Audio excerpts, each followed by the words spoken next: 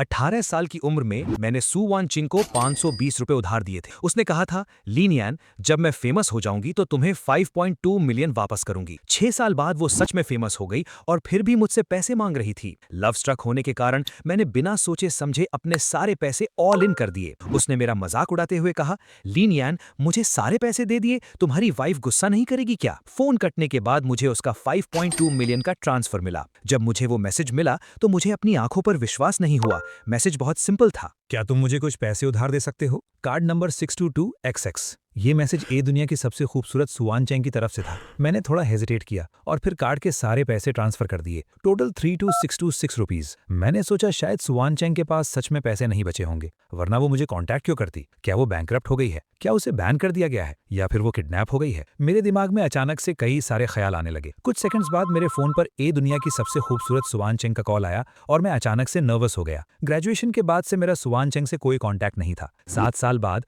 मुझे समझ नहीं आ रहा था कि मैं किस मूड या किस टोन में उसका कॉल उठाऊं। फोन की रिंग लगातार बज रही थी। मैंने एक गहरी सांस ली और कॉल रिसीव कर लिया। एंटी फ्रॉड सेंटर आपको चेतावनी देता है कि फ्रॉड के तरीके हर दिन बदल रहे हैं। अपनी सेफ्टी के लिए 3 ना और 1 हाँ का प्रिंसिपल याद रखें। अननोन लिंक पर क्लिक ना करें, अनजान कॉल पर भरोसा ना करें और अपनी पर्सनल डिटेल्स शेयर ना करें। पैसे ट्रांसफर करने से पहले हमेशा वेरीफाई करें। क्या मेरे साथ फ्रॉड हो गया है? मेरी खून पसीने की कमाई? तभी आवाज आई, सर क्या आपने इसे याद कर लिया? मैं एक पल के लिए सुन रह गया और बोला, हाँ याद कर लिया। फिर आवाज आई, तो प्लीज इसे एक बार रिपीट कर दीजिए। मैं अचानक सब भूल गया, बहुत ऑकवर्ड हो गया था। मुझे ये पूरी कहानी रटनी क्यों पड़ रही है? तभी फोन की दूसरी तरफ से एक जानी पहचानी आवाज आई। उसकी टोन में थोड़ी लाचारी थी। लीनियान, इतने सालों बाद भी तुम इतने बेवकूफ कैसे हो सकते हो? स्वानचेंग की मीठी आवाज स्पीकर से आ रही थी। मैं अचानक इतना घबरा गया और नर्वस हो गया कि मुझे समझ नहीं आया कि मैं क्या बोलूं। तुमने अपने सारे पैसे मुझे दे दिए, तुम्हारी वाइफ को पता चला तो वो गुस्सा तो नहीं करेगी ना? स्वानचेंग ने मुझे चिढ़ाते हुए हंसकर कहा। मैं निशब्द हो गया और बोला, तो फिर मेरे पैसे मुझे वापस कर दो। वो धीरे से हंसी और बोली, हम अभी एक शो रिकॉर्ड कर रहे हैं, थोड़ी देर में बात करते हैं। उसकी साफ आवाज फिर से फोन से आई और उसने आगे कहा, याद से एंटी फ्रॉड ऐप डाउनलोड कर लेना। मेरा चेहरा शर्म से और लाल हो गया और कॉल कट हो गया। मैं कुछ और सोच पाता उससे पहले ही मुझे एक ट्रांसफर नोटिफिकेशन मिला। सुआन चैंग ने तुम्हें 5.2 मिलियन ट्रांसफर किए हैं। मैं उन जीरोस की लंबी लाइन को देखता रह गया। मेरी आंखें चौंधिया गई। मैंने अपनी आंखें मली, उन्हें फिर से गिना और खुद को चुटकी काटी। बहुत दर्द हुआ। मतलब मैं सपना नहीं देख रहा था। 5.2 मिलियन! क्या सुआन चैंग ने खुद ही एंटी फ्रॉड ऐप इंस्टॉल कर लिया है? मुझे 7 साल पहले की वो दरमियां याद आ गईं, जब मैंने सुआन चेंग को 520 रुपीज उधार दिए थे और उसने कहा था कि जब वो फेमस हो जाएगी तो मुझे 5.2 मिलियन वापस करेगी। मुझे लगा था कि वो बस एक मजाक था। 5.2 मिलियन उसके लिए शायद बहुत छोटी रकम हो, लेकिन मेरे जैसे इंसान जिसकी सैलरी 5500 है और जिसकी जिंदगी कॉफी से भी ज्यादा कड़वी है, ये एक बहुत बड़ा अमाउंट था। ये बहुत बड़ी रकम अचानक से मेरे लिए एक मुसीबत बन गई थी और मुझे समझ नहीं आ रहा था कि मैं क्या करूं। बहुत देर तक सोचने के बाद मैंने अपने बेस्ट फ्रेंड को एक मैसेज किया। उसने मुझे तुरंत कॉल किया और उसकी आवाज में बहुत एक्साइटमेंट थी। तो वो बेवकूफ तुम ही थे। तुमने मुझे कभी क्यों नहीं बताया कि तुम सू वानक्विंग को जानते हो? मैंने पूछा, कौन सा बेवकूफ? मेरे दोस्त ने मुझे वीबो की एक ट्रेंडिंग पोस्ट शेयर की जिसका टाइटल था, सू वानक्विंग पैसे उधार ले रही है। मैंने लाइव स्ट्रीम का रीप्ले ओपन किया। असल में प्रोडक्शन टीम ने सू वानक्विंग और कुछ और गेस्ट्स को एंटी फ्रॉड अवेयरनेस प्रमोट करने के लिए बुलाया था। बीच में एक गेम सेगमेंट था जहां टीम ने गेस्ट्स को स्कैमर बनने के लिए कहा। उन्हें अपने कॉन्टैक्ट लिस्ट के सबसे पहले नंबर पर मैसेज करके पैसे मांगने थे। सू वानक्विंग ने सीधे टाइप किया, क्या तुम मुझे कुछ पैसे उधार दे सकते हो? Card number 622XX। बाकी लोगों ने उसका मजाक उड़ाया कि अगर कोई इस पर यकीन कर ले तो वो पक्का कोई बेवकूफी होगा। इसके बाद सू वानक्विंग ने वो मैसेज अपने कॉन्टैक्ट लिस्ट के सबसे पहले नंबर को भेज दिया, जिसे ए बेवकूफ के नाम से सेव किया गया था। और फिर वो मैसेज मुझे मिल गया और मैंने अपना सारा पैसा ऑल इन कर दिया। ये देखकर वहां सब लोग जोर जोर से हंसने लगे। सब हंस रहे थे कि ये तो सच में बेवकूफ है। किसी ने ताना मारा, उसने तुम्हें सिर्फ 30,000 दिए हैं, तुम्हारी पॉपुलैरिटी कुछ खास नहीं है। उन सब में सिर्फ सू वानक्विंग की आंखें नम हो गई थी और उसने धीरे से कहा, इतने सालों बाद भी ये इतना बेवकूफ कैसे है? और उसके बाद ही मुझे एंटी फ्रॉड अवेयरनेस बढ़ाने वाला वो कॉल आया था। मैंने कमेंट सेक्शन के कुछ टॉप कमेंट्स ओपन किए। ये लियन न्यान कौन है? ये मेरी गॉडेस की कॉन्टैक्ट लिस्ट में सबसे ऊपर है और ये निकनेम तो बहुत ही खास लग रहा है। इसमें प्यार और थोड़ी लाचारी दिख रही है। और क्या ये सच में इस दोस्त की सारी सेविंग्स हैं? ये लियन न्यान पक्का मेरी गॉडेस को पसंद करता है, वरना कोई इतने सस्ते स्कैम में कैसे फंस सकता है? सिर्फ अपने क्रश के सामने ही इंसान का आईक्यू इतना गिर जाता है। मेरा दिमाग सुन हो गया। मैंने कभी सपने में भी नहीं सोचा था कि एक दिन मेरा नाम सू वानक्विंग की गॉसिप न्यूज में आएगा। जबकि हम दोनों सिर्फ नॉर्मल क्लासमेट्स थे। स्कूल के दिनों में वो फर्स्ट रो में बैठती थी और मैं लास्ट रो में। हम क्लासरूम के एकदम ऑपोजिट कॉर्नर्स में बैठते थे, जो सबसे दूर की पोजीशन थी। वो इंग्लिश क्लास रिप्रेजेंटेटिव थी और जब भी वो होमवर्क कलेक्ट करने आती थी, मैं अक्सर लास्ट रो के बैक बेंचर्स के साथ मस्ती कर रहा होता था। उसने मुझसे जो बात सबसे ज्यादा बार कही थी वो थी, अपना होमवर्क दो। मैं हमेशा आलस में हाथ हिलाकर कह देता था कि मैंने नहीं किया। वो लाल चेहरे के साथ मुझे जल्दी लिखने के लिए कहती थी और मैं हमेशा मुस्कुराकर उसे देखता, अपना सिर उठाता और कहता, अपना मुझे कॉपी करने के लिए दे दो। उस वक्त वो हमेशा शर्मा जाती थी और मेरी तरफ देखने की हिम्मत नहीं कर पाती थी। वो बस अपना सिर नीचे करके अपनी नोटबुक मेरी तरफ फेंकती और चली जाती। उसके जाने के बाद पीछे से क्लास के लड़के उसे चढ़ाते थे, अरे ओए, हमारी क्लास रिप्रेजेंटेटिव ब्लशिंग क्यों कर रही है? क्या तुम हमारे लियान नैन भाई को पसंद करती हो? मैं हमेशा चिढ़कर उन्हें भगा देता था, दफा हो जाओ, बकवास मत करो। मुझे नहीं पता कि सू वान क्विंग ने उस समय मेरा नंबर ए बेवकूफ के नाम से क्यों सेव किया था। मैं इतना भी बेवकूफ नहीं था। मैंने मन ही मन सोचा कि सू वान क्विंग ने कॉल कट करने के बाद मुझे 5.2 मिलियन ट्रांसफर कर दिए हैं और अब मैं उन्हें वापस ट्रांसफर नहीं कर पा रहा हूं।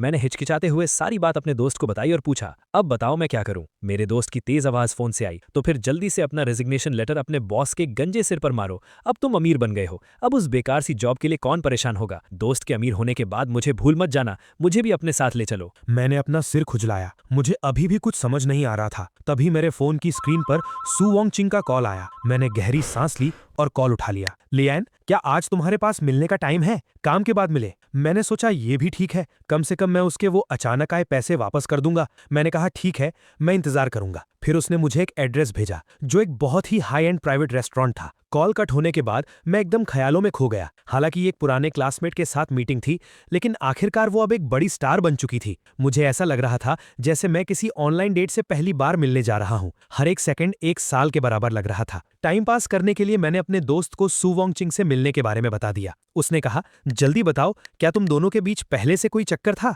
मैंने कहा, सच में ऐसा कुछ नहीं था, हम सिर्फ नॉर्मल क्लासमेट्स थे। मैंने तो बस उसे 520 रुपए उधार दिए थे। लियान, तुम सच में एक लव स्ट्रक बेवकूफ हो। तुमने उसे पैसे उधार दिए और आज जब उसने कहा कि उसके पास पैसे नहीं हैं, तो तुमने अपनी सारी सेविंग्स ऑल इन कर दी और तुम कहते हो कि तुम दोनों के बीच कुछ नहीं है। ये बात तो भूतों को भी हजम नहीं होगी। जो भी हो, मेरे लिए उसका एक ऑटोग्राफ लेते आना, वो मेरी आइडल है। अगर कोई पूछे कि क्या मैं उस वक्त सू वॉन्ग चिंग को पसंद करता था, तो शायद हाँ। क्लास के बहुत सारे लड़के सू वॉन्ग चिंग को पसंद करते थे। वो देखने में बहुत खूबसूरत थी, उसका नेचर बहुत चीयरफुल था और वो गिटार भी बजाती थी। वो बहुत अच्छा गाती भी थी। स्कूल के दिनों में वैसी लड़कियां नेचुरली बहुत पॉपुलर होती हैं। उसकी डेस्क हमेशा रंग बिरंगे लव लेटर्स से भरी रहती थी। लेकिन सू वॉन्ग चिंग के लिए मेरा प्यार बस एक साइलेंट सीक्रेट क्रश था। उस वक्त मैं बहुत ही एवरेज सा लड़का था। मेरे चेहरे पर पिंपल्स थे, मेरा हेयर कट बहुत पुराने स्टाइल का था और मैं बस एक छोटे शहर का इंट्रोवर्ट लड़का था। जब भी मैं उसे प्लेग्राउंड में देखता था तो मैं सिर उठाकर उसे हेलो बोलने की हिम्मत भी नहीं कर पाता था। तो आई लव यू बोलना तो बहुत दूर की बात थी। हमारे बीच सबसे ज्यादा बात होमवर्क को लेकर ही होती थी। वो फर्स्ट रो से लास्ट रो तक होमवर्क कलेक्ट करती और पूरी क्लास का होमवर्क मेरी डेस्क पर रख देती। फिर मैं उसे वो होमवर्क टीचर्स के ऑफिस तक ले जाने में मदद करता। उसके बाद वो अपनी यूनिफॉर्म की पॉकेट से कुछ चॉकलेट्स निकालकर मेरे हाथ में रख देती और कहती, मैं ये सब नहीं खा सकती, तुम रख लो, और फिर पलटकर चली जाती। उस वक्त बहुत से लड़कों ने सुन रखा था कि उसे चॉकलेट्स पसंद है, तो वो चुपके से उसकी डेस्क में चॉकलेट्स रख देते थे। इसलिए वो हमेशा होमवर्क उठवाने के बाद मुझे थैंक यू बोलने के लिए कुछ चॉकलेट्स दे देती थी। स्कूल का टाइम हमेशा बहुत खूबसूरत और छोटा होता है। कॉलेज एंट्रेंस एग्जाम खत्म होने के दिन सब लोग अपनी जवानी की यादें संजोने के लिए पागलों की तरह फोटोज क्लिक कर रहे थे। हॉस्टल की बिल्डिंग के नीचे से एक के बाद एक प्रपोजल्स की आवाजें आ रही थी, लेकिन मेरे अंदर अभी भी इतनी हिम्मत नहीं थी कि मैं सू वॉन्ग चिंग को आई लव यू बोल सकूं। यहां तक कि मेरे अंदर उसके साथ एक फोटो खिंचवाने की भी हिम्मत नहीं थी। हमारी इकलौती फोटो हमारी ग्रेजुएशन फोटो है। मुझे इस बात की खुशी थी कि उस फोटो में वो मेरे ठीक पीछे खड़ी थी और प्यारी सी मुस्कुरा रही थी। स्कूल के आखिरी दिन सू वॉन्ग चिंग मेरे पास आई और बोली, हे लियान, मुझे अपना मोबाइल नंबर दे दो। हमने एक दूसरे के नंबर्स सेव किए। जब उसने देखा कि मैंने उसका नाम सू वॉन्ग चिंग सेव किया है, तो उसने मजाक में उसे बदलकर दुनिया की सबसे खूबसूरत सू वॉन्ग चिंग कर दिया और मैं मुस्कुराए बिना नहीं रह सका। उसने अपनी भौहें उठाकर मुझे चिढ़ाया और कहा, जब तुम मुस्कुराते हो तो काफी हैंडसम लगते हो। मैं फिर से शर्म से लाल हो गया। उसने हल्की सी मुस्कान के साथ कहा, लिनियन, एक्सिटी में एक सिंगिंग रियलिटी शो हो रहा है, मैंने पार्टिसिपेट किया है, लेकिन मेरे पास पैसे नहीं है। क्या तुम मुझे ट्रेन टिकट के लिए कुछ पैसे उधार दे सकते हो? मैंने तुरंत अपने लाल चेहरे के साथ अपने वॉलेट से सारे पैसे निकाल लिए। टोटल 520 रुपए थे। ये नंबर तो बहुत अच्छा है। उसने वो नोट्स अपने हाथ में हिलाते हुए कहा, जब मैं फेमस हो जाऊंगी तो तुम्हें 5.2 मिलियन वापस करूंगी। मैं फिर से हंस पड़ा और बोला, ठीक है। वो धूप में खड़ी होकर मेरी तरफ हाथ हिला रही थी। उसकी मुस्कान बहुत ही खिलखिलाती हुई थी। लिनियन, तुम हंसते हुए सच में बहुत अच्छे लगते हो, आगे से और ज्यादा हंसा करो। वो रियलिटी शो उस साल गर्मियों में हर गली मोहल्ले में पॉपुलर हो गया। सू वॉन किंग ने इतने सारे कंटेस्टेंट्स में से आउटस्टैंडिंग परफॉर्मेंस दिया और चैंपियन बन गई। उन गर्मियों की खिली हुई धूप में वो सच में फेमस हो गई। शो खत्म होने के बाद मुझे सू वॉन किंग का मैसेज आया, क्या तुमने देखा? मैंने उसे रिप्लाई किया, कॉन्ग्रेचुलेशंस। उसके बाद कई दिनों तक हमारी कोई बात नहीं हुई। उसका आखिरी मैसेज एक सुबह जल्दी आया था, मैं तुम्हारे पैसे लौटा दूंगी लीनियन, मैं दुआ करती हूँ कि तुम्हारी लाइफ और बेहतर हो। और मैंने भी उसे रिप्लाई किया कि सू वॉन किंग, मैं भी दुआ करता हूँ कि तुम्हारी लाइफ और अच्छी हो। उसके बाद से हमारा कॉन्टैक्ट पूरी तरह से टूट गया और हम कभी नहीं मिले। हालांकि मैं अक्सर उसे देखा करता था, एंटरटेनमेंट न्यूज़ में, वैरायटी शोज में, सिटी सेंटर के मॉल की स्क्रीन्स पर और गली नुक्कड़ से आने वाली उसकी जानी पहचानी आवाज़ में। इन सालों में सू वॉन किंग एक हाई पोटेंशियल स्टॉक की तरह तेजी से ऊपर उठी और स्टेज पर चमकने वाली एक स्टार बन गई। घबराहट में मैंने 6 बजे तक टाइम पास किया, तभी बॉस ने अचानक सबको मीटिंग के लिए बुला लिया। 6:30 बजे सू वॉन किंग ने मैसेज किया, क्या तुम पहुंचने वाले हो? मैंने बहुत ही ऑकवर्ड फील करते हुए रिप्लाई किया, सॉरी, आज ओवर टाइम करना पड़ रहा है, क्या हम किसी और दिन मिल सकते हैं? उसने रिप्लाई किया, कोई बात नहीं, मैं इंतजार कर लूंगी। खैर उस दिन मुझे बहुत खराब लग रहा था। मुझे 1.5 घंटे का ओवरटाइम करना पड़ा। निकलने से पहले मैंने खुद को आईने में देखा। 25 साल का ये इंसान अब अपने 18 साल वाले वर्जन से बहुत दूर आ चुका था। 18 साल की उम्र वाली मेरी वो इन्फीरियॉरिटी कॉम्प्लेक्स और मेरा डर वक्त और एक्सपीरियंस के साथ धीरे धीरे गायब हो गया था। फिर भी जब मैंने सू वॉन किंग को देखा तो मुझे अजीब सी घबराहट महसूस हुई। उस बड़े से रेस्टोरेंट में वो इकलौती कस्टमर थी। हालांकि मैंने उसे अक्सर फोन और टीवी पर देखा था, लेकिन इतने सालों बाद उसे साक्षात अपने सामने खड़े देखना एक जाना पहचाना लेकिन फिर भी एकदम अनजान सा एहसास था। Hi Soo Won King, long time no see. मैंने थोड़ी हिचकिचाहट के साथ उसे हेलो कहा। मुझे देखकर उसकी आंखों में हल्की सी हैरानी थी। उसने मुस्कुराकर कहा, तुम काफी बदल गए हो। मैं फिर से बिना वजह नर्वस हो गया। तुम भी अब और ज्यादा खूबसूरत हो गई हो। मैंने धीरे से जवाब दिया, मेरे साथ इस तरह अकेले खाने पर आए हो, तुम्हारी वाइफ को पता चला तो वो गुस्सा तो नहीं करेगी ना? उसके चेहरे पर एक शरारती सी मुस्कान थी। उसने अपनी भौहें उठाते हुए पूछा, मेरी कोई वाइफ नहीं है। मैंने ऑकवर्ड होकर जवाब दिया, क्या तुमने इन सालों में किसी को डेट नहीं किया? उसकी नज़रों में एक मजाकिया सवाल था। नहीं, उस वक्त मुझे बहुत शर्मिंदगी महसूस हुई। ऐसा लगा जैसे मैं कोई 3rd ग्रेड प्रोडक्ट हूँ। काम में बहुत बिजी था, इसलिए डेट करने का टाइम ही नहीं मिला। मैंने खुद को बचाते हुए एक बहाना बनाया, क्या इत्तेफाक है, मैं भी। वो मुझे मुस्कुराते हुए देख रही थी और बोली, कुछ भी खा लेते हैं, तो चलो यहाँ की स्टेक ट्राई करते हैं। कुल मिलाकर वहाँ का माहौल बहुत ऑकवर्ड हो गया था, खासकर उस खाली रेस्टोरेंट में जहाँ सिर्फ हम दोनों थे। थोड़ी देर में वेटर मेरे सामने स्टेक ले आया और सू वॉन किंग के सामने सिर्फ एक वेजिटेबल सैलेड था। तुम नहीं खाओगी? मैंने हैरानी से पूछा। डिनर में हैवी नहीं खा सकती, कैमरे के सामने वजन 10 किलो ज्यादा लगता है। उसने थोड़ी उदासी से एक्सप्लेन किया, वैसे तुम पहले ही बहुत पतली हो, ज्यादा पतला होना हेल्थ के लिए अच्छा नहीं है। मैं उसे दिलासा देना चाहता था, लेकिन सू वॉन किंग ने सिर घुमाकर मेरी तरफ देखा। मैं इतनी भी पतली नहीं हूँ क्या? मैं एक पल के लिए शांत हो गया। नहीं, एकदम परफेक्ट। कैमरा में सू वॉन किंग की बॉडी एकदम परफेक्ट लगती थी, लेकिन असलियत में वो थोड़ी ज्यादा पतली थी। तभी लोग कहते हैं कि कैमरा में पतले दिखने वाले स्टार्स असलियत में लकड़ी की तरह होते हैं। और वैसे भी लीन यान, मेरी हेल्थ बहुत अच्छी है। सू वॉन किंग ने अपनी बात जोड़ी और इसकी वजह से मुझे फिर से समझ में नहीं आया कि मैं क्या कहूँ। मेरा मतलब था कि डाइटिंग करना हेल्थ के लिए खराब है। मैंने जल्दी से एक्सप्लेन किया। उसने भौएं उठाते हुए मेरी तरफ देखा, तो मुझे एक पीस स्टेक का काट कर दो। मेरा नाइफ और फॉर्क हवा में ही रुक गया। मैं थोड़ा कंफ्यूज हो गया, पता नहीं मैं क्या सोच रहा था। मैंने जादू के असर में एक पीस काटा और उसे दे दिया, और उसने सच में मेरे फॉर्क से वो स्टेक का पीस खा लिया। उसने अपने लिए एक अलग ऑर्डर क्यों नहीं किया? ऐसा तो नहीं कि वो थोड़े से पैसे बचाना चाहती थी, या फिर मुझे वो पैसे ट्रांसफर करने के बाद वो गरीब हो गई थी? ऐसा नहीं हो सकता। क्या स्टार्स बहुत अमीर नहीं होते?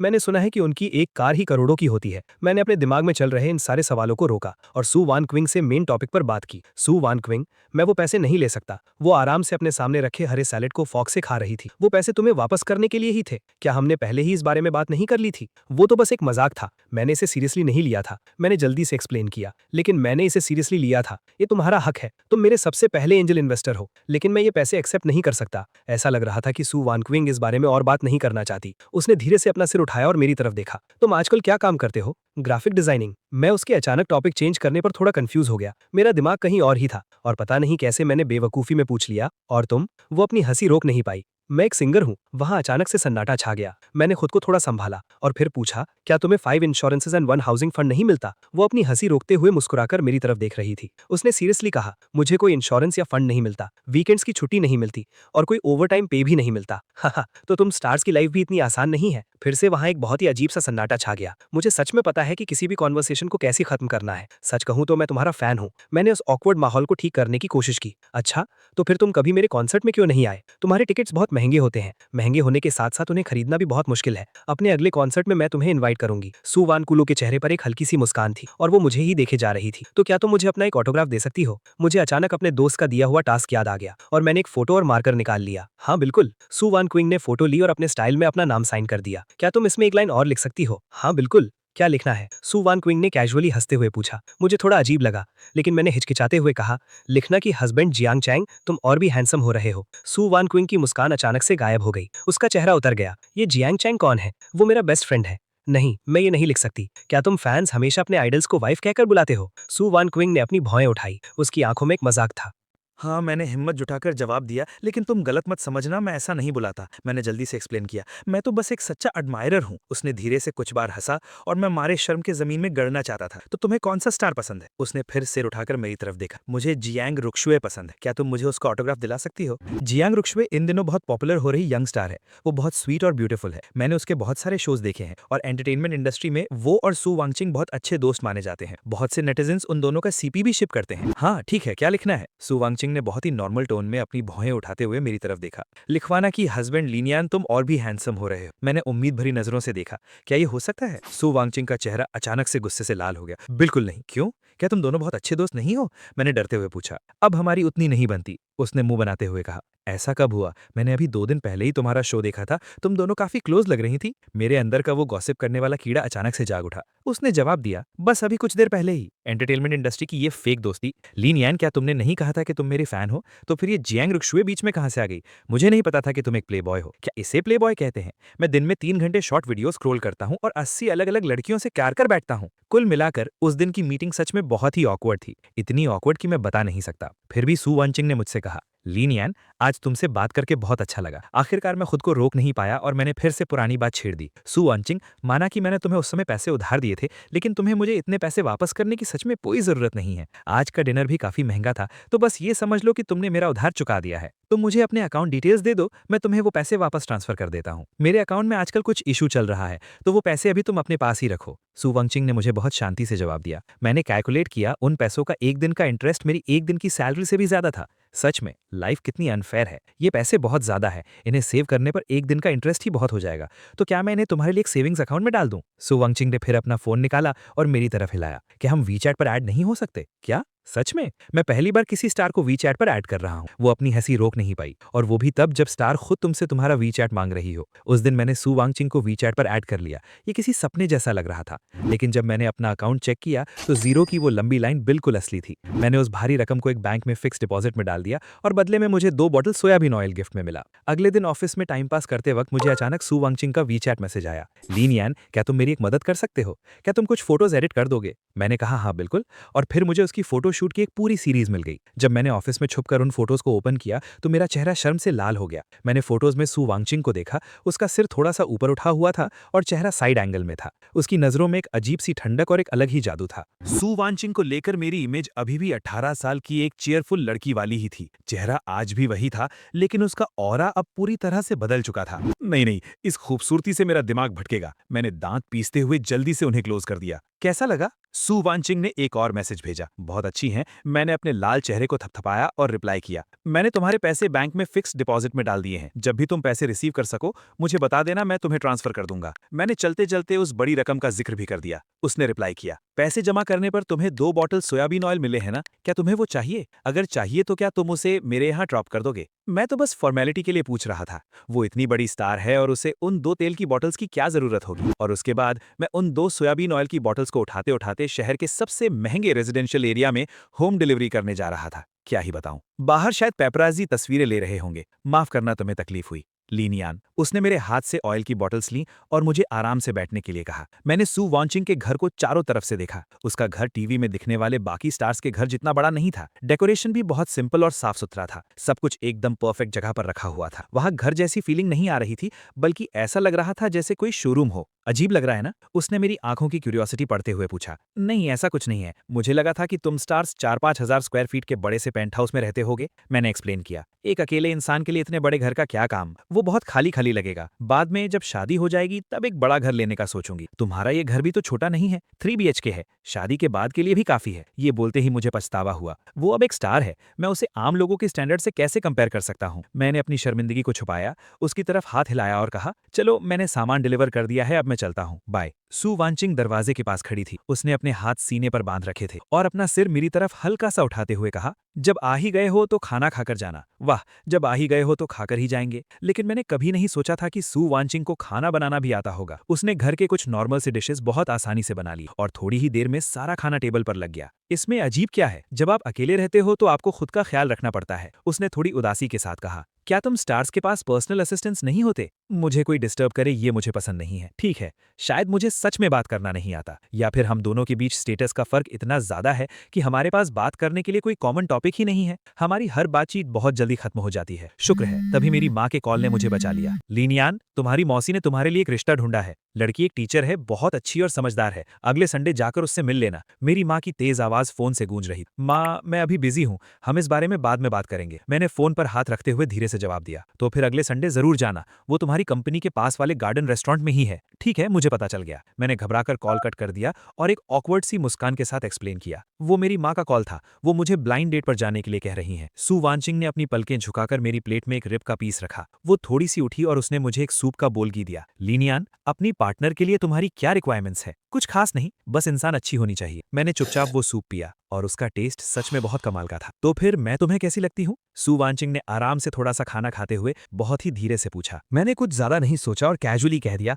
तुम बहुत अच्छी हो। फिर उसने बहुत ही कैजुअली एक और सवाल पूछा, तो फिर क्या हम दोनों ट्राई करें? जब मुझे समझ आया कि उसने क्या कहा है तो सूप मेरे गले में अटक गया और मैं चौंक कर खांसने लगा। सू वानचिंग मुझे सीधे देख रही थी, उसके होठों पर एक मुस्कान थी और उसने सीरियसली कहा, लीनियन, क्या हम दोनों डेट करें? मैं एक पल के लिए सुन रह गया, मेरा दिमाग एकदम खाली हो गया था और मेरे एक्सप्रेशंस फ्रीज हो गए थे। कुछ सेकंड्स बाद मैंने एक गहरी सांस ली। सू वानचिंग, मजाक मत करो, क्या तुम्हें लगता है कि मैं मजाक कर रही हूँ? सू वानचिंग अभी भी मुझे सीधे देख रही थी, उसकी आंखें एकदम सीरियस थीं। इससे ज्यादा सीरियस वो नहीं हो सकती थी। हम दोनों अलग अलग दुनिया के हैं। क्यों? क्या तुम मार्स से आए हो? तुमने ही तो कहा था कि बस इंसान अच्छी होनी चाहिए, तो मुझ में क्या खराबी है? उसने पलट कर पूछा। मेरा दिमाग एकदम उलझ गया था, मैं कुछ सोच ही नहीं पा रहा था। मैंने कहा, तुम बहुत अमीर हो और बहुत खूबसूरत भी। क्या अमीर और खूबसूरत होना मेरी गलती है? क्या ये भी कोई खराबी है? उसने अपने हाथ फैलाते हुए कहा, जैसे वो स्पीचलेस हो। मैं उससे भी ज्यादा स्पीचलेस था। मैं बचपन से सिंगल रहा हूँ, मैंने ऐसा सीन कभी फेस ही नहीं किया था।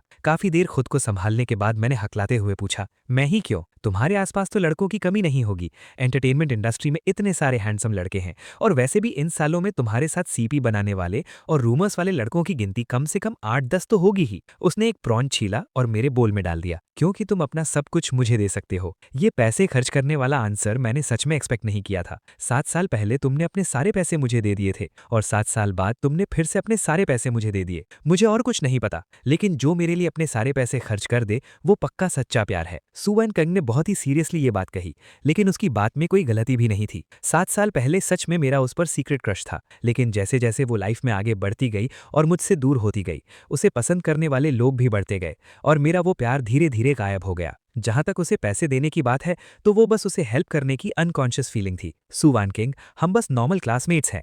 मैंने सच में इतना कुछ नहीं सोचा था और वैसे भी हम एक दूसरे को इतने अच्छे से नहीं जानते। मैंने दबी हुई आवाज में धीरे से एक्सप्लेन किया, इतने अच्छे से नहीं जानते? लीनियान, तुम कुछ ज्यादा ही हार्टलेस नहीं हो रहे? सू वानचिंग अचानक खड़ी हुई और मेरे करीब आ गई। उसकी आवाज में थोड़ी सी नाराजगी थी। तुमने मेरे लिए एक स्कार भी खाया है और फिर भी तुम कहते हो कि हम अच्छे से नहीं जानते? उसने मेरी आईब्रो के पास वाले स्कार की तरफ इशारा किया। मैं अचानक घबरा गया और समझ नहीं पाया कि क्या करूं। वो स्कूल के दिनों में हुई एक लड़ाई की याद थी। वो पहली बार था जब मेरा किसी से झगड़ा हुआ था और वो भी बहुत सीरियस वाला। उस साल हॉस्टल में क्लास के एक लड़के के साथ मेरी बहुत भयंकर लड़ाई हो गई थी। उस लड़के की पसलियां टूट गई थीं और मेरी आईब्रो के पास 3 टांके आए थे। असल में हुआ ये था कि वो हॉस्टल में उस तरह की खराब मूवीज देख रहा था और दूसरों से कह रहा था कि उस मूवी की लड़की सू वानचिंग जैसी दिखती है। उसने और भी बहुत सी गंदी बातें कही थी, इसलिए मैंने उसे पीट दिया। ये बात जितनी फैलकी सू वानचिंग के लिए उतना ही खराब था। टीचर्स ने इस बात को दबा दिया था। पता नहीं उसे ये कैसे पता चला। सू वानचिंग के चेहरे पर एक हल्की सी मुस्कान आई। उसने अपनी आंखें नीची करके मेरी तरफ देखा और कहा, समझ गई। मैं चुप रहा। उसने अपनी आंखें ऊपर की, जैसे कुछ सेकंड्स के लिए सोच रही हो। फिर उसने मुस्कुराते हुए मेरी तरफ देखा। और वो पनिशमेंट वाला इंसिडेंट? मैं एक बेवकूफ की तरह रो रही थी। और तब मेरे साथ कौन था? मुझे पनिशमेंट वाली बात एकदम साफ साफ याद थी, क्योंकि वो उन कुछ मौकों में से एक था जब मैं सू वैन के साथ अकेले था। उस साल हमारी मैथ्स टीचर का मेनोपॉज चल रहा था और उनका गुस्सा बहुत खराब था। उनकी क्लास में कोई भी मस्ती करने की हिम्मत नहीं करता था, लेकिन एक बार जब वो टेस्ट पेपर डिस्कस करने वाली थी तो सू वैंगचिंग अपना पेपर घर भूल गई। टीचर ने कहा कि उसने जानबूझकर ऐसा किया है और उसे पनिशमेंट देकर क्लास के बाहर खड़ा कर दिया। टीचर ने स्टेज से बहुत गुस्से में कहा, जो भी पेपर नहीं लाया है वो बाहर जाकर खड़ा हो जाए, और फिर मैं भी मजे से बाहर चला गया। वो पहली बार पनिशमेंट पाकर क्लास के बाहर खड़ी चुपचाप रो रही थी। मैंने कहा, हे, क्या सच में रोने की जरूरत है? मैंने उसे चढ़ाया, लेकिन उसने मुझे इग्नोर कर दिया। उसे बहुत एम्बैरेसमेंट फील हो रही थी, इसलिए वो रोती रही। मैं बस उसके पास खड़ा होकर उसे मुस्कुराते हुए देखता रहा। थोड़ी देर बाद मैंने उसकी पॉकेट में कुछ चॉकलेट्स डाल दी और कहा, ये लो, कैंडी खाओ। आज भी ये सोचकर मुझे बहुत एक्साइटमेंट होती। उसने आगे कहा, और फिर गेस करो मुझे क्या पता चला? मैंने तुम्हारी डेस्क में तुम्हारा पेपर देखा था। सू वैंगचिंग के चेहरे पर एक चालाक सी मुस्कान थी। उसके होठों पर एक अजीब सी चमक थी। लिनयान, उस दिन तुम पेपर लाए थे। मैं एक पल के लिए हैरान और घबरा गया। तो क्या हम सच में एक दूसरे को अच्छे से नहीं जानते? उसने धीरे से अपना सिर उठाया और अपनी गहरी आंखों से मुझे देखा। मैं एक पल के लिए उसमें खो गया। हम एक दूसरे को इतने अच्छे से जानते हैं, एक दूसरे की रग रग से वाकिफ हैं, और वैसे भी हम दोनों सिंगल हैं, तो क्यों ना हम बस डेट कर ले? मेरे चेहरे की वो लाली वहीं रुक गई। मैं कुछ सेकंड्स के लिए एकदम ब्लैंक होकर सोचता रहा। फिर मैंने दांत पीसते हुए कहा, ठीक है, डेट करते हैं, इसमें मेरा कोई नुकसान नहीं है। मैंने वैसे भी कभी किसी स्टार को डेट नहीं किया है। सू वैंगचिंग अपनी हंसी रोक नहीं पाई। उसने हंसते हुए मेरे सिर पर हल्का सा मारा। तुम सच में बेवकूफ हो। ये बहुत अजीब था।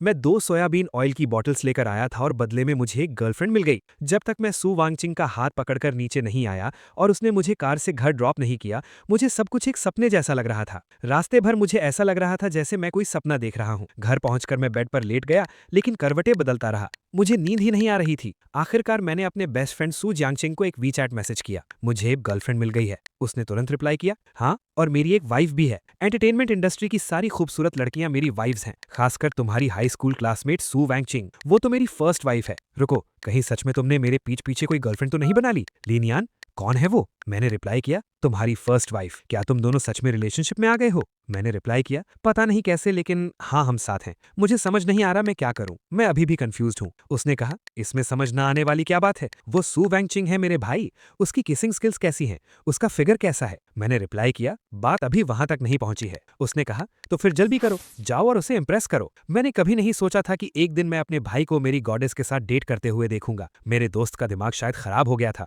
उसने हर दिन मुझे एक ही मैसेज भेजना शुरू कर दिया, क्या आज लिनयान ने सू वैंगचिंग को अपना बना लिया? नहीं, ऐसा नहीं है कि मैं ट्राई नहीं कर रहा था। बात बस इतनी थी कि मुझे कोई चांस ही नहीं मिल रहा था। अगले ही दिन सू वैंगचिंग एक प्रोग्राम की शूटिंग के लिए शहर से बाहर चली गई। रिलेशन में आने के तुरंत बाद ही हम लॉन्ग डिस्टेंस रिलेशनशिप में आ गए। उसका शेड्यूल बहुत बिजी रहता था। कभी कभी मेरे वीचैट मैसेजेस का रिप्लाई बहुत देर से आता था। जब उसे ब्रेक मिलता तो वो मुझे कॉल करती और कुछ रोमांटिक बातें करती, जिससे मैं इतना शर्मा जाता था कि हकलाने लगता था। कभी कभी मुझे उसकी ऑर्डर किए हुए खाने के पार्सल और कोरियर मिलते थे, जो काफी महंगे होते थे। अगर मैं उन्हें मना करता तो वो नाराज हो जाती थी। मैं अपना फोन हाथ में लिए सोचता था कि ये सब कितना अनरियल लग रहा है। क्या रिलेशनशिप में होना ऐसा ही होता है? मैं फोन पर सू वांगचिंग से रिलेटेड न्यूज सर्च कर रहा था, तभी एक ट्रेंडिंग न्यूज सामने आई, जिसका टाइटल था, सू वांगचिंग और लिन बेई का छुपाया ना छुपने वाला प्यार। उसके साथ नए प्रोग्राम के शूट की एक लीक्ड फोटो भी थी। लिन बेई कुछ बोल रहा था और सू वांगचिंग अपना सिर घुमाकर मुस्कुराते हुए उसे देख रही थी। कमेंट सेक्शन में सब कह रहे थे कि सू वांगचिंग की आंखों में लिन बेई के लिए बहुत प्यार दिख रहा है। लिन बेई एक नया पॉपुलर स्टार था और बहुत से नेटिजन्स उन दोनों का सीपी शिप कर रहे थे। वो फोटो मुझे बहुत चुभ रही थी। मैंने वीचैट ओपन किया और सू वांगचिंग को मैसेज किया, तुम कब वापस आ रही हो? बहुत देर तक उसका कोई रिप्लाई नहीं आया। जब इंसान बहुत इनसिक्योर फील करता है तो वो बहुत सी फालतू बातें सोचने लगता है। मैं उसके एक एक सोशल मीडिया अपडेट को ऐसे पढ़ने लगा जैसे कोई एग्जाम पेपर सॉल्व कर रहा हूं। मेरा दिमाग अजीबो गरीब ख्यालों से भर गया था कि क्या वो अभी किसी हैंडसम स्टार के साथ फ्लर्ट कर रही होगी। उस दिन उसने इतनी अजीब अजीब बातें कही थी कि किसी का भी दिमाग भटक जाए। मैं सोचने लगा कि शायद स्कूल टाइम में वो सच में मुझे पसंद करती थी, लेकिन फिर मुझे रियलिटी का एहसास हुआ। अगर वो मुझे पसंद करती भी थी तो क्या? 18 साल की उम्र में मेरे पास कुछ नहीं था, मैं कुछ नहीं जानता था। वो मुझे क्यों याद रखेगी? और सबसे बड़ी बात, वो सू वांगचिंग है। मेरे बेस्ट फ्रेंड के शब्दों में कहूं तो वो करोड़ों लड़कों का सपना है। उसने दुनिया की इतनी खूबसूरती देखी है तो वो मुझे क्यों याद रखेगी? शायद उस दिन वो बस मजे ले रही थी और मुझे चिढ़ा रही थी, या शायद उसे कुछ नया लगा और वो ट्राई करना चाहती थी। अगर मैं ये सोचूं कि ये रिश्ता हमेशा चलेगा तो मुझे खुद इस बात पर यकीन नहीं होगा। इंसान का दिमाग भी अजीब होता है। एक बार ओवर थिंकिंग के लूप में फंस जाए तो बस सोचता ही चला जाता है। मैंने अपनी ग्रेजुएशन फोटो निकाली। उसमें 18 साल की सू वांगचिंग मेरे ठीक पीछे खड़ी हल्की सी मुस्कुरा रही थी। मुझे याद आया कि जब भी हम मिलते थे तो मैं अनकॉन्शियसली अपना सिर नीचे कर लेता था। शायद जब आप किसी को पसंद करते हैं तो आप अनकॉन्शियसली इनसिक्योर फील करने लगते हैं। पहले भी ऐसा ही था और आज भी ऐसा ही है। मैं खुद को रोक नहीं पाया और मैंने एक स्टेटस पोस्ट किया। तो आखिर में कहानी ये है कि हमारे पास एक साथ खिंचवाई हुई कोई सिंगल फोटो भी नहीं है। जिस इंसान ने मेरी पूरी जवानी को बांध कर रखा, उसने कभी पलटकर मेरी तरफ नहीं देखा। थोड़ी देर बाद जब मेरा मूड थोड़ा ठीक हुआ तो मैंने तुरंत वो स्टेटस डिलीट कर दिया। थोड़ा इमोशनल होकर ओवरथिंक करने का कोई फायदा नहीं है। कोई भी आपकी फीलिंग्स को नहीं समझेगा। फोन ओपन करके अपने बेस्ट फ्रेंड के शेयर किए हुए कुछ अच्छे वीडियोस देखने के बाद मेरा मूड अचानक से ठीक हो गया। लीनियान, शाम 6 बजे गार्डन रेस्टोरेंट पहुंच जाना, याद से जाना, मिस वू तुम्हारा इंतजार कर रही होगी। मेरी माँ ने अचानक मुझे वीचैट मैसेज करके उस ब्लाइंड डेट की याद दिला दी। मैं तो इसके बारे में पूरी तरह से भूल ही गया था। माँ, मैं नहीं जाना चाहता। मैच मेकर ने बताया है कि लड़की एक गवर्नमेंट एम्प्लॉई है, 27 साल की है, हाइट 1.67 मीटर्स है, बहुत अच्छी और समझदार है, उसके कंडीशंस बहुत अच्छे हैं।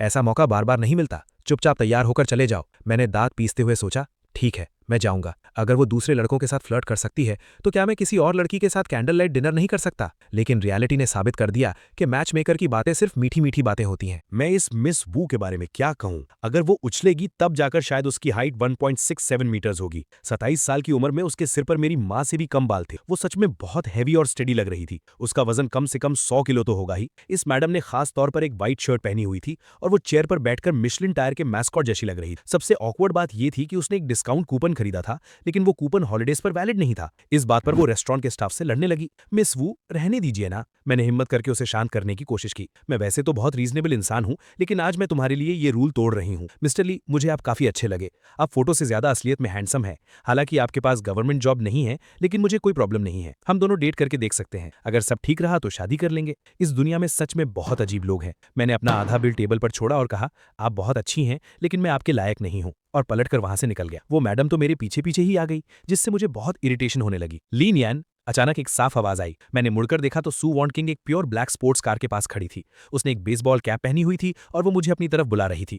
उसकी आवाज में थोड़ी सी बेचैनी थी। एक पल के लिए मुझे डर लगा, लेकिन फिर मैंने सोचा शुरुआत तो उसने की थी ना, तो फिर मैं क्यों डरूं। मैं धीरे धीरे चलते हुए उसके पास गया। उसने सिर झुकाकर अपनी गहरी आंखों से मुझे देखा और पूछा, ये क्या कर रहे हो? मैंने अपने होंठ दबाए और धीरे से जवाब दिया, ब्लाइंड डेट। अचानक वो ठंडी हंसी हंसी और उसने मेरा कान पकड़ लिया। लीनियान, तुम मेरे लिए चीजें बहुत मुश्किल कर रहे हो, उसने धीरे से कहा और अचानक अपने पंजों पर खड़ी होकर मुझे किस कर लिया। मैं एक ही वक्त में घबराया हुआ भी था और डरा हुआ भी। उसने मास्क नहीं पहना था। अगर किसी ने उसे पहचान लिया तो क्या होगा? मैंने उसे धीरे से पीछे किया और कहा, रुको, यहाँ लोग हैं। मेरे बगल में खड़ी मेरी ब्लाइंड डेट वाली मैडम तो सदमे में थी। तुम्हारी गर्लफ्रेंड तो किसी स्टार जैसी दिखती है, तो फिर तुम मेरे साथ ब्लाइंड डेट पर क्यों आए? मेरे पास कोई ऑप्शन नहीं था, इसलिए मैं अपने लाल चेहरे के साथ सू वॉन किंग को कार में ले गया। अभी जो हुआ था उससे मेरी जान ही निकल गई थी। सू वॉन किंग गुस्से में मेरे साथ कार में बैठी थी। उसकी आंखों का गुस्सा अभी भी मेरे चेहरे पर ही टिका हुआ था। क्या वो मुझसे बेहतर है? मैं दुखी भी था और मुझे गुस्सा भी आ रहा था। मैंने सोचते हुए बस इतना कहा, उसके पास गवर्नमेंट जॉब है। सू वॉन किंग मेरी बात सुनकर एकदम स्पीचलेस हो गई और फिर ताना मारते हुए बोली, वो देखने में तुम्हारी माँ जैसी लगती। बड़ी उम्र की औरतें ज्यादा ख्याल रखती हैं। मैंने भी हार नहीं मानी और उसे जवाब दिया,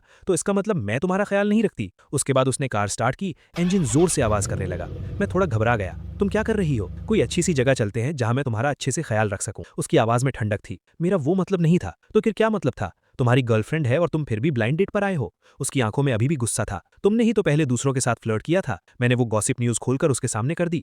उसे देखकर वो जोर से हंस पड़ी और सीधा मेरा हाथ पकड़ लिया। तो तुम जेलस हो रहे हो? वो मुस्कुरा रही थी और उसकी मीठी आवाज मेरे कानों में गूंज रही थी। मेरे शरीर में एक अजीब सी सिहरन दौड़ गई। ऐसा कुछ नहीं है लीनियान, आगे से अगर कोई भी सवाल हो तो सीधा मुझसे पूछना, खुद से कुछ भी ओवरथिंक मत करना। फिर उसने अपना फोन अनलॉक किया और एक वीडियो निकाला। ये उनके प्रोग्राम के बिहाइंड द सीन्स का वीडियो था। मैं उसे नहीं देख रही थी, मैं खाने को देख रही थी। असल में लिन बेई के पास कुछ स्टाफ मेंबर्स खाना बना रहे थे। उस वक्त हम कई घंटों से रिकॉर्ड कर रहे थे और हम सब भूख से मर रहे थे। मैं लिन बेई को प्यार से नहीं देख रही थी, मैं उस खाने को देखकर ललचा रही थी। ये एक्सप्लेनेशन सुनने के बाद मैं खुद को हंसने से नहीं रोक पाया। मैं लिन बेई को पर्सनली नहीं जानती। ये सब बस पॉपुलैरिटी और हाइप के लिए किया जाता है, और उससे पहले वाले लोग भी। सच कहूं तो इस इंडस्ट्री में बहुत सी चीजें हमारे कंट्रोल में नहीं होती। जैसे 7 साल पहले हमारा कॉन्ट्रैक्ट टूट गया था। उस वक्त चैंपियन बनने के बाद मैंने बिना सोचे समझे एक एजेंसी के साथ कॉन्ट्रैक्ट साइन कर लिया था। मुझे कुछ पता नहीं था। कॉन्ट्रैक्ट में लिखा था कि मैं 7 साल तक डेट नहीं कर सकती। मुझे अपने सिंगल इमेज मेंटेन करनी थी, इसलिए उस वक्त मैंने खुद से तुम्हें कॉन्टैक्ट नहीं किया। और तुम तो महान हो, तुमने भी पलटकर मुझे कॉन्टैक्ट करने की कोशिश नहीं की। सू वांगचिंग बहुत ही आराम से मुझे एक्सप्लेन कर रही थी और साथ ही मुझे चिढ़ाना भी नहीं भूली। मैं शर्म से अपना सिर झुका लिया और वो धीरे से हंसते हुए मेरे गले लग गई। चलो बताओ, अब तुम्हारे दिमाग में और क्या सवाल हैं? तुमने उस समय मेरा निकनेम ए बेवकूफ क्यों रखा था? उसने बहुत ही लाचारी से मेरी तरफ देखा। उसकी आंखों में एक अजीब सा प्यार था। तो मैं तुमसे पूछती हूँ, जब भी मैं तुमसे तुम्हारा होमवर्क मांगने आती थी तो बाकी लोग क्यों चढ़ाते थे? जब भी टीचर हम दोनों का नाम एक साथ लेती थी तो लोग क्यों हंसते थे? मैंने पूछा, क्यों? सु वांगचिंग ने प्यार से मेरा सिर सहलाया, एक गहरी सांस ली और बोली, पूरी दुनिया जानती थी कि मैं तुम्हें पसंद करती हूँ, बस एक तुम ही थे जिसे नहीं पता था। बेवकूफ। वो मुझे एकटक देख रही थी। उसकी आंखों में एक प्यारी सी मुस्कान थी और आखिरकार उसने वो बात कह ही दी जिसे कहने में इतनी देर हो गई। लीनियान, मैं तुम्हें पसंद करती हूँ। शायद मेरा दिमाग बहुत स्लोली काम करता है। जब मुझे ये बात समझ आई तो मैं रो भी रहा था और हंस भी रहा था। मैंने उसे जवाब दिया, मैं भी। मैं सच में बहुत लकी हूँ।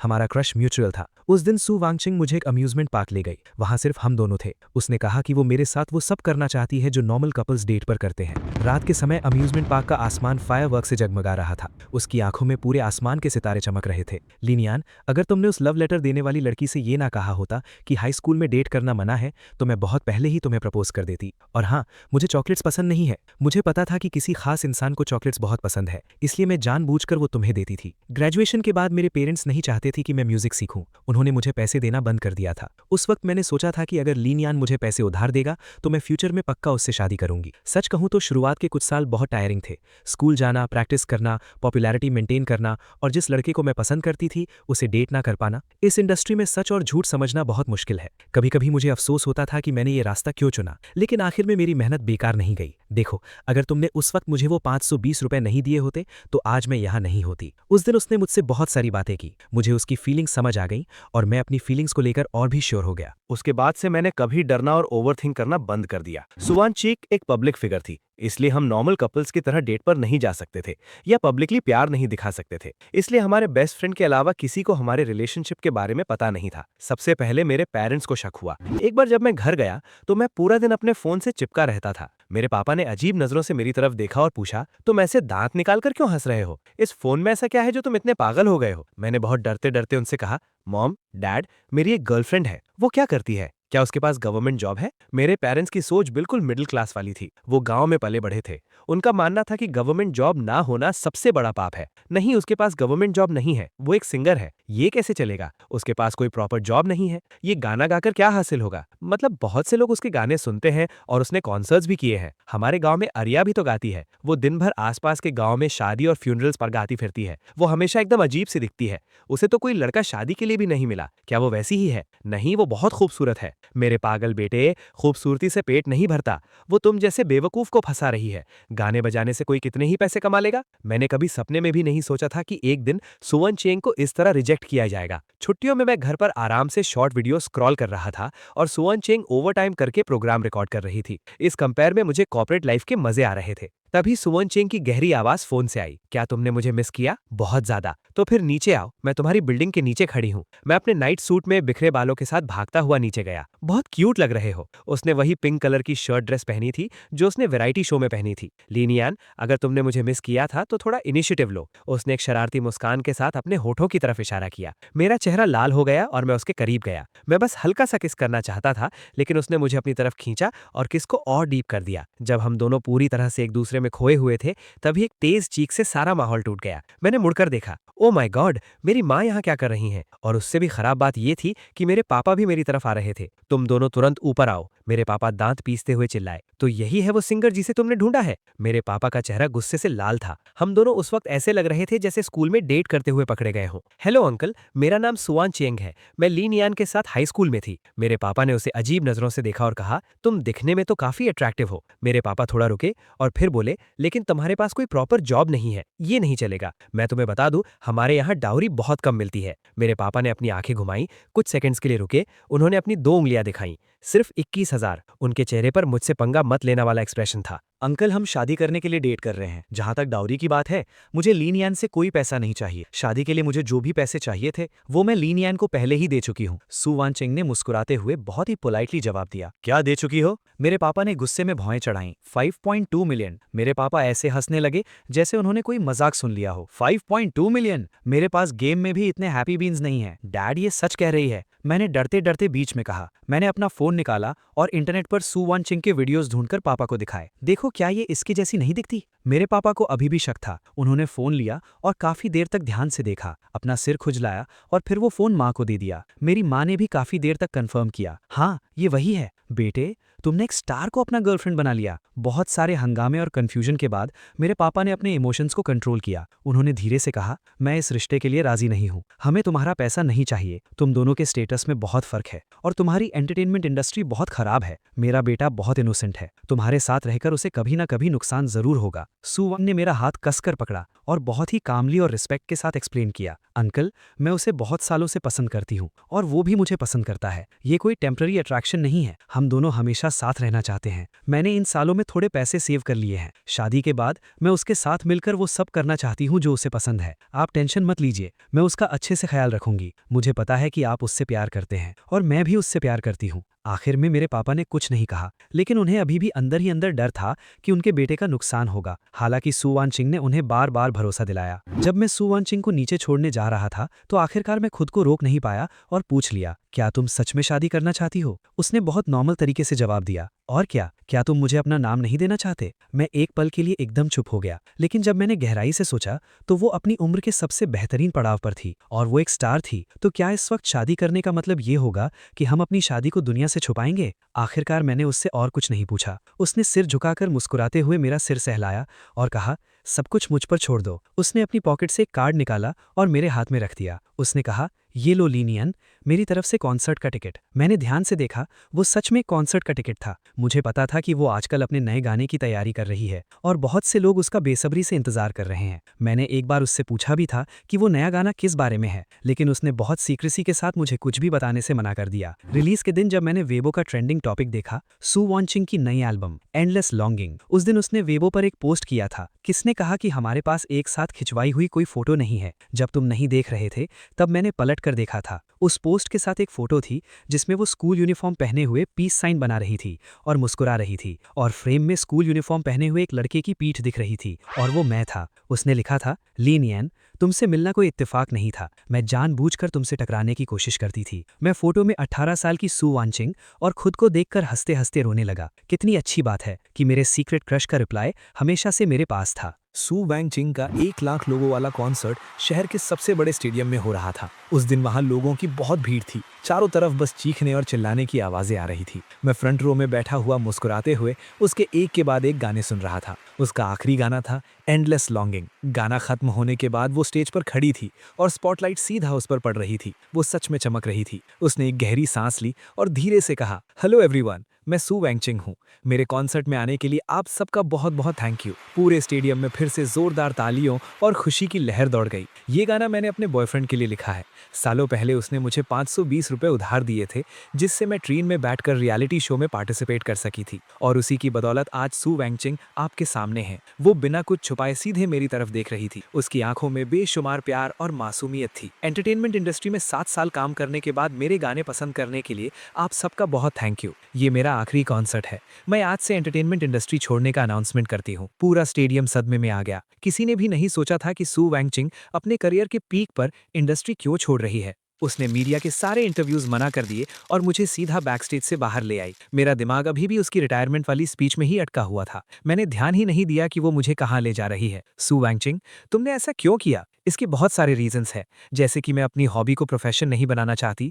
मैं डिनर में भूखी नहीं रहना चाहती। मैं नहीं चाहती कि मेरी और मेरे आसपास के लोगों की हर छोटी बात का इशू बने। जब मेरे बॉयफ्रेंड की छुट्टी हो तो मैं ओवरटाइम नहीं करना चाहती। मैं चाहती हूँ कि हम नॉर्मल कपल्स की तरह एक साथ खाना खाने जाएं, डेट पर जाएं, ट्रैवल करें और जो दिल चाहे वो करें। उसने मुझे कुछ और बोलने ही नहीं दिया। उसने मेरा हाथ पकड़ा और भागने लगी। आखिरकार हम दोनों हांफते हुए एक जगह आकर रुके। लीनियन, क्या तुम्हें ये जगह याद है? वो मुझे हमारे स्कूल ले आई थी। प्लेग्राउंड के पास वाला वो रास्ता जहां मैं अक्सर उससे टकरा जाता था, और यही वो जगह थी जहां ग्रेजुएशन के दिन उसने जबरदस्ती मेरे फोन में अपना नाम दुनिया की सबसे खूबसूरत सु वानचिंग सेव कर दिया था। ये वही जगह थी जहां जब भी मैं उससे मिलता था मैं अनकॉन्शियसली अपना सिर झुका लेता था, क्योंकि मुझ में उससे आंख मिलाने की हिम्मत नहीं थी। वो रोज सुबह 7:10 पर इस रास्ते से गुजरती थी और मैं रोज सुबह 7 बजे यहाँ आ जाता था, सिर्फ उन कुछ सेकंड्स के लिए जब मैं उसे देख सकूं। मैंने अपना सिर झुकाया। उसने पीछे मुड़कर देखा। मैं अपने घुटने पर बैठ उठ गया। मेरी उंगलियों में एक चमकती हुई डायमंड रिंग थी। 7 साल बीत गए थे। मुझे लगा था कि मैंने तुम्हें हमेशा के लिए खो दिया है, लेकिन जब तुम मेरी जिंदगी में वापस आई तो मैंने फैसला कर लिया था कि मैं अपनी लड़की को वापस पाकर ही रहूंगा और मैं तुमसे शादी करूंगा। सु वैंगचिंग, क्या तुम मुझसे शादी करोगी? उसकी आंखें खुशी से चमक उठी। उसकी आंखों में आंसू आ गए थे और आखिरकार वो रोने लगी। बेवकूफ, हाँ, मैं तुमसे शादी करूंगी। मैंने उसके हाथ में अंगूठी पहना दी और खुशी से मुस्कुराने लगा। स्कूल के स्पीकर्स पर उसका गाना एंडलेस लॉन्गिंग बजने लगा। गाने की आखिरी लाइन थी, तुम मेरी जवानी की वो याद हो जिसे मैं कभी नहीं भूल सकती, और मैं तुम्हारे सीक्रेट क्रश का वो जवाब हूँ जो हमेशा तुम्हारे साथ रहेगा। हे दोस्तों, इस वीडियो को देखने के लिए आपका बहुत बहुत शुक्रिया। प्लीज इस वीडियो को लाइक और शेयर जरूर करें। तो प्लीज इस वीडियो को अपना पूरा सपोर्ट दें और ऐसी ही नई नई स्टोरीज के लिए चैनल को अभी सब्सक्राइब कर लें। मिलते हैं अगले वीडियो में।